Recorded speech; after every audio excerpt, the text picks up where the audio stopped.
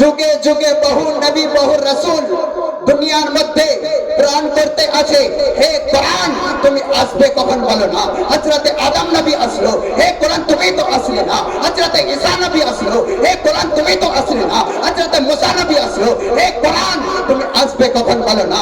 সেই কোরআন চিৎকার দিয়ে বলতে আছে, হে কোরআন সে চিৎকার করে বলতে আছে, আমি অপেক্ষা করতে আছি, আমি ইন্তজার করতে আছি।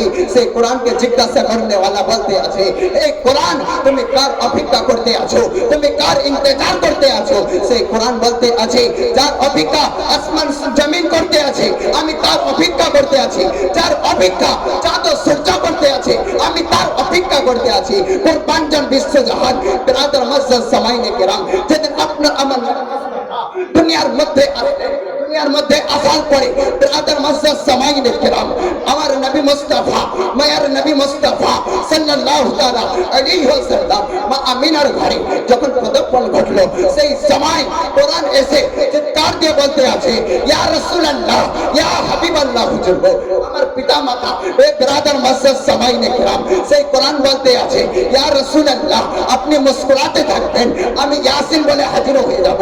ইয়া রাসূলুল্লাহ আপনার চেহারা মুবারক দেখাতে থাকবেন, আমি অদুআ বলে হাজির হয়ে যাব। যখন কোরআন এই রকম বলতে আছে, সেই কোরআন বিরাদর মসজিদ সামাইনে কেরাম আমার নবী মুস্তাফাকে বলতে আছে, ইয়া রাসূলুল্লাহ ইয়া হাবিবাল্লাহ হুজুর গো, আপনি যে জায়গায় থাকবেন আমি সেই জায়গাতে হাজির হয়ে যাব। বিরাদর মসজিদ সামাইনে কেরাম সেই আমার নবী মুস্তাফা যখন মদিনা যাচ্ছে, কোরআন সেখানে হাজির হয়ে যাচ্ছে। নবী মুস্তাফা জিহাদের ময়দানে যাচ্ছে, কোরআন সেখানে হাজির হয়ে যাচ্ছে। আপনার আমার মা উম্মুল মুমিনিন মা আয়েশা সিদ্দিকা রাদিয়াল্লাহু তাআলা আনহা হুজরা মুবারকে আমার নবী মুস্তাফা যখন সেই হুজরা মুবারকের মধ্যে থাকতেন, সেই সময় কোরআন মাজিদ সেখানে হাজির হয়ে যেত। বিরাদর মসজিদ সামাইনে কেরাম এত শান মর্তবা वाला কিতাব আমার নবী মুস্তাফা মায়ের নবী মুস্তাফার নওয়াসা সৈয়দুস শুহাদা হযরত ইমাম হুসাইন সেই কোরআনের খাতিরে কারবালা সরজমিনে নিজের গর্দন মুবারককে শহীদ করে দিয়েছেন। ইমাম হুসাইনকে আমার নবী মুস্তাফা কিরকম মহব্বত করত, আমার নবী মুস্তাফা কিরকম ভালোবাসতো। বিরাদর মসজিদ সামাইনে কেরাম একটু পরে আপনারা বুঝতে পেরে যাবেন। আর নবী মুস্তাফা মায়ার নবী মুস্তাফা হযরত ইমাম হুসাইনকে কিরকম মহব্বত করতেন বাবা। ইমাম হুসাইন রাদিয়াল্লাহু তাআলা আনহু আমার নবী মুস্তাফা মসজিদে নববীতে যখন নামাজ আদায় করতেছিলেন, সাহাবীগণেরা ইক্তেদা করতেছিলেন। সেই চলন্ত নামাজের অবস্থায় ইমাম হুসাইন রাদিয়াল্লাহু তাআলা আনহু আমার নবী মুস্তাফার পিঠ মোবারকের উপরে যখন চেপে গেছে, দয়ার নবী মুস্তাফা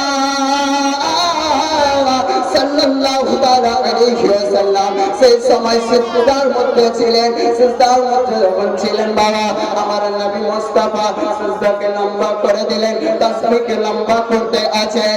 ইমাম হুসাইন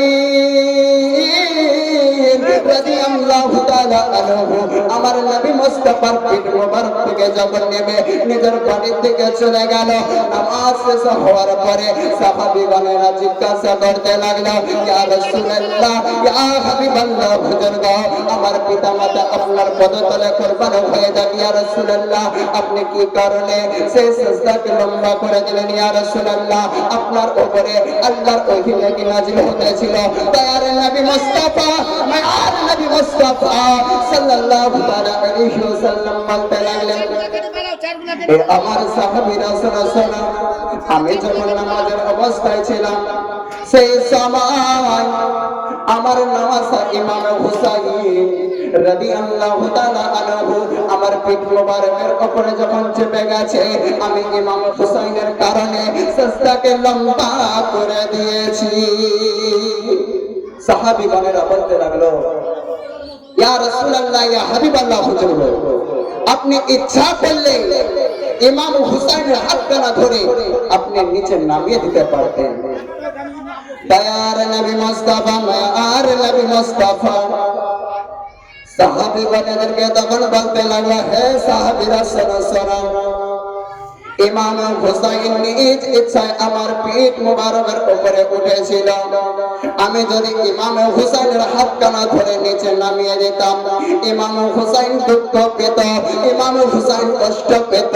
ইমাম হুসাইন কষ্ট পেলে আমি নবী আমি কখনো সহ্য করতে পারতাম না।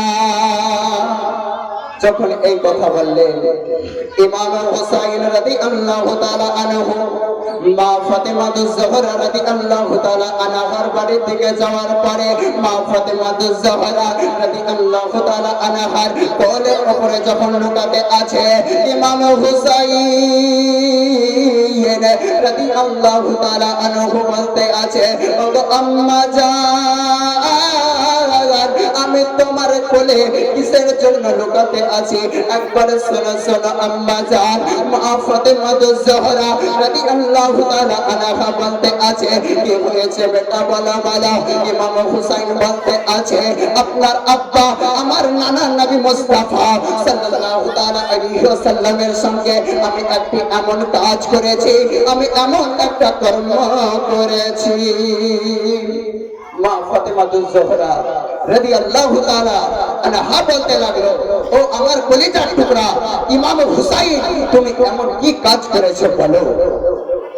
ইমাম হুসাইন বলতে লাগলো, ওগো মা জাননী, আমি আমার নানা মুস্তাফা যখন নামাজের অবস্থায় ছিল, আমার নবী মুস্তাফা সিজদার মধ্যে যখন ছিল, আমি ইমাম হুসাইন আমার নানা মুস্তাফার উপরে আমি পিঠের উপরে সঙ্গে সঙ্গে চেপে গেছি।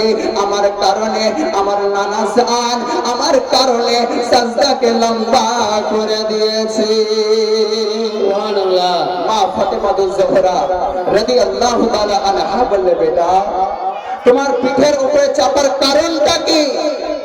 ইমাম হুসাইন বলতে লাগলো, ওগো আম্মা জান, আমার নানা মুস্তাফার আমার নানা জানের পরীক্ষা নিতেছিলাম। আমার নবী মুস্তাফা আমাকে যেমন মক্কায় যেমন ভালোবাসতেন, আমাকে মক্কায় যেমন ভালোবাসতেন, আমাকে মদিনায় সেরকম ভালোবাসতেন, আমাকে মসজিদের ভিতরে যেমন ভালোবাসতেন, আমাকে মসজিদের বাইরে যেমন ভালোবাসতেন, আমাকে নামাজের ভিতরে একই রকম মহব্বত করে কি করে না, সেটাই আমি পরীক্ষা নিতে গিয়েছিলাম। ব্রাদার মুআজ্জাজ সামাইনে কিরাম, ইমাম হুসাইন বলতে লাগলো, ওগো আম্মা জান, আপনি সাক্ষী থেকে যান, আপনি সাক্ষী থেকে যান, কাল কিয়ামতের মাঠে আমি ব্রাদার মুআজ্জাজ সামাইনে কিরাম আমি সিজদা থেকে মাথা পর্যন্ত তুলব না।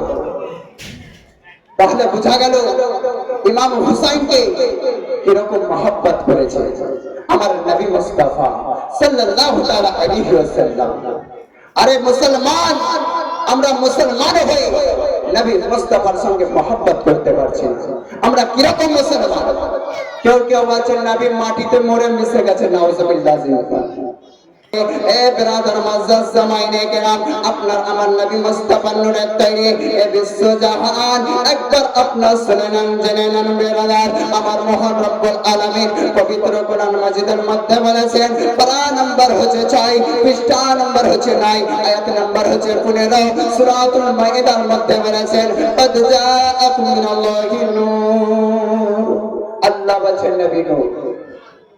ব্রাদার মুআজ্জাজ জামাইনে কেরাম, তাহলে বোঝা গেল আপনার আমার নবী মুস্তাফা নূরে তৈরি।